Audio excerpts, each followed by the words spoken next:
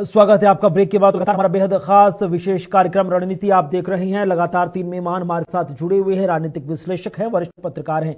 दिनेश जी, एक जो महत्वपूर्ण सवाल, अब क्योंकि बजट आम जनता के बीच रखा जाएगा, मोदी सरकार 3.0 का ये पहला बजट होगा। महंगाई और रोजगार ये एक ऐसे मुद्दे हैं जिसको लेकर लगातार विपक्ष रह रहकर सरकार को सवालों के कटघरे में खड़ा कर रहा है। कितना बड़ा दबाव है सरकार के ऊपर कि इन मुद्दों को लेकर हमने देखा भी कि यंग जनरेशन का इतना साथ नहीं मिला। रोजगार और महंगाई ऐसे मुद्दे रहे जिसको लेकर जो आम जनता में, स्पेशली जो यंग जनरेशन है, वो काफी हद तक उम्मीद कर रही थी सरकार से। लेकिन आपको लग रहा है कि इन 10 सालों में सरकार ने इन विषयों को अच्छी तरह डील किया और अब जो बजट आएगा उसमें इन यंग जनरेशन, युवा वर्ग के लिए कुछ बेहद खास चीजें निकल कर आएंगी? देखिए कुणाल जी, अगर स्पष्ट अगर बोले तो चैलेंजिंग काफी रहा, उसमें कोई डाउट नहीं है। तो बोला कि जैसे कि ऑफ टाइम्स मतलब डिफिकल्ट टाइम जैसे थे कोविड के बाद से उभरना और उभर करके इकोनॉमी को ऊपर लेके जाना और 5वें नंबर की मतलब इकोनॉमी विश्व में बनाना तो अपने आप में आसान काम नहीं था। और दूसरा देखिए पैरामीटर सब, जैसे कि दोनों चीजों को एडजस्ट अगर करके मैं अगर बताऊं तो अपने तरीके से बजट से भी बहुत सारी उम्मीदें युवाओं को, क्या सारे देश को उम्मीदें हैं, हर वर्ग को उम्मीदें काफी अच्छी हैं उनसे से। तो अपने तरीके से और होनी भी चाहिए, क्योंकि जैसे कि एक तरह से लोकप्रिय सरकार रही है और जैसे कि मैंडेट तीसरी बार का दिया स्पष्ट तरीके से। तो ठीक है, अपने तरीके से किसी के भाजपा के नंबर कम है, लेकिन एनडीए के पूरे नंबर स्पष्ट है, तो उसमें कोई दिक्कत वाली परेशानी वाली बातचीत मुझे नहीं लगी ऐसे। लेकिन इसके साथ देखिए थे कि अपने तरीके से अगर ये बोला जाए कि सरकार जैसे विपक्ष गिरता हुआ नजर आता है, तो उसमें मैं थोड़ा गलत समझता हूँ कि इसमें इस तरीके से भाजपा ने अपने तरीके से महंगाई को और बेरोजगार दोनों चीजों को कर्टेल करने की पूरी ईमानदारी से पूरी कोशिश की। तो जैसे 1 से लेकर 10 नंबर तक अगर कोई आदमी अगर 6 या 7 नंबर तक अगर जाता है तो उसके प्रयास को सार्थक और उसके प्रयास को ही बोला जाएगा कि ईमानदारी से प्रयास करने की कोशिश की है। और इसमें कहीं ना कहीं उसके प्रयास में हमने ये नहीं देखा कि विफल रहे या अपने तरीके से कुछ गड़बड़ की। अब इसमें छोटा सा उदाहरण आपको दूंगा, जैसे कि अभी मतलब मान के चलें कि जैसे कि जो कांग्रेस की सरकार है, तो कांग्रेस की तरफ कर्नाटक राज्य की जैसे बातचीत हम लोग करें तो अपने तरीके से उन्होंने खटाखट और फटाफट के सब नारे तो बहुत सारे दिए और एक तरह से जबान पे चढ़े लोगों के। लेकिन उसके साथ सुना दिए देखिए कि जैसे महंगाई को या बेरोजगारी इन चीजों को कंट्रोल करने के लिए, कर्टेल करने के लिए कांग्रेस ने क्या काम किया।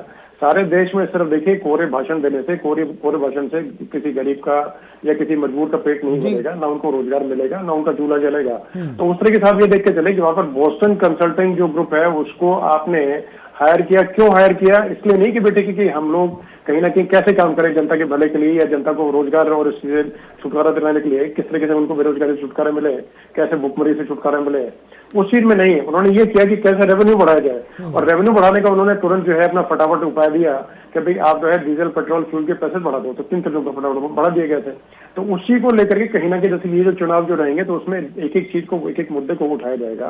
तो दोनों पक्ष और पक्ष दोनों अपने तरीके से काम करेंगे।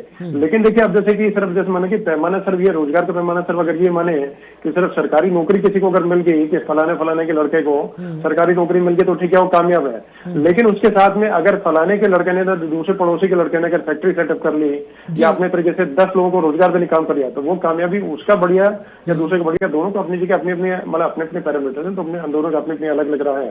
तो इसमें देखिए इसमें ईमानदारी के प्रयास की जैसे मैंने बातचीत की, तो उसमें कुणाल जी ये है कि जैसे विश्व में दूसरे नंबर की और मोबाइल मैन्युफैक्चरिंग हमारी अब एक तरह से बना, मतलब हिंदुस्तान जो है बना, तो उसमें देखिए जो रोजगार सृजन जो होगा करोड़ों लोगों का, वो एक तरह से हमारे खाते में आएगा। जो रोजगार जो मिलेगा तो हमारे खाते में मिलेगा। उसका जैसे स्वरोजगार देने को लेकर के, स्किल डेवलपमेंट को लेकर के, क्योंकि जैसे फैक्ट्रीज में जैसे बहुत सारी ऐसी बातचीत जैसे कई बार आपने देखने को मिली होंगी कि फैक्ट्रीज है उनके बाहर बोर्ड लगा मिलता है आवश्यकता है।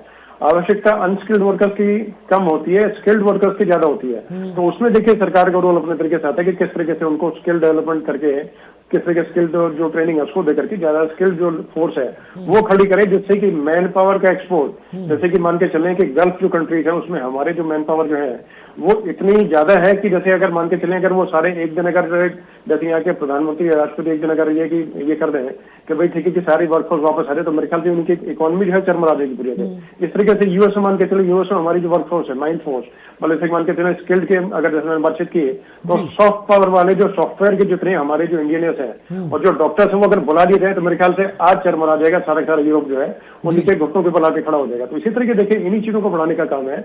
और हमारा भी देखिए उद्देश्य, हम लोग 4 लोग बैठे हैं तो हम लोग एक तरह से मतलब हमारा उद्देश्य ये बनता है कि किस तरीके से जनता के बीच में सार्थक डिबेट करके ज्यादा बेहतरी से एक मैसेज को नीचे पहुंचा पाए, जैसे कि पहले के जो मतलब कि रूढ़िवादी जो है परंपरा उसको चेंज करके मॉडर्न अप्रोच ला पाए कि भाई आप सिर्फ सरकारी नौकरी के पीछे ना भागे, आप लोग ये देखें कि अपने आप को मजबूत तरीके से, किस तरीके से मजबूत आप अपने पैरों में खड़े हो सकते हैं, किस तरीके से अपने आप को साथ में नहीं है अपने साथ में 10 लोगों को और खड़ा कर सकते हैं। तो इसी तरीके से लेके एक चीज को देखना पड़ेगा और सोच जो है बदलनी पड़ेगी। सोच बदलेगी तो हिंदुस्तान बदलेगा, घर घर बदलेगा अपने तरीके से करके।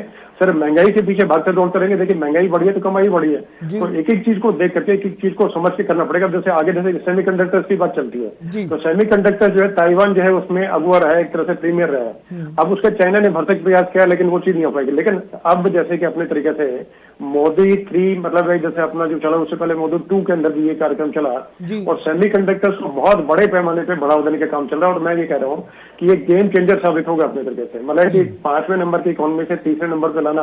और हो सकता है कोई बड़ी बात नहीं है कि ईश्वर ने चाहे तो 2रे नंबर की इकोनॉमी हम लोग बन जाए। तो अपने तरीके से चाइना जो है उससे कम्पीट करना देखिए बहुत दूरी है, तो उसमें एक तरह से वो सिर्फ मतलब कि ख्याली पुलाव वाली बातचीत है उसको करना वो थोड़ा गलत रहेगा। लेकिन हाँ, चाइना की बात में हम लोग आ सकते हैं, इसमें कोई डाउट नहीं है। तो सेमीकंडक्टर से गेम चेंजर साबित है क्योंकि हर चीज में उसका जो है मतलब एक तरह से प्रत्यारोपण और हर चीज में उसकी उपयोगिता होती है। तो एक एक चीज को देख करके जो है टेक्नोलॉजी जैसे टेक सेक्टर उसमें बढ़ावा का काम हो गया और इन चीजों हो गया।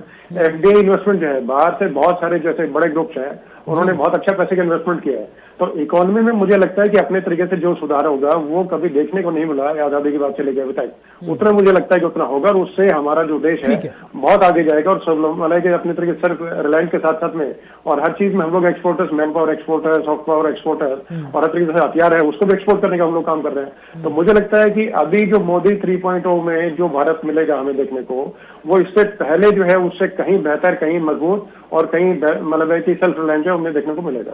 चलिए, बहुत बहुत शुक्रिया दिनेश जी आपका, संदीप जी आपका, अमित जी आप सभी का अपना कीमती समय साझा करने के लिए और जो राजनीतिक समीकरण या घटनाक्रम चल रहे हैं खुलकर अपना अपना नजरिया पेश करने के लिए। इसी के साथ हमारे आज के रणनीति कार्यक्रम में बस इतना ही। वक्त छोटे से ब्रेक का, खबरों का सिलसिला ब्रेक के उस पार भी जारी है।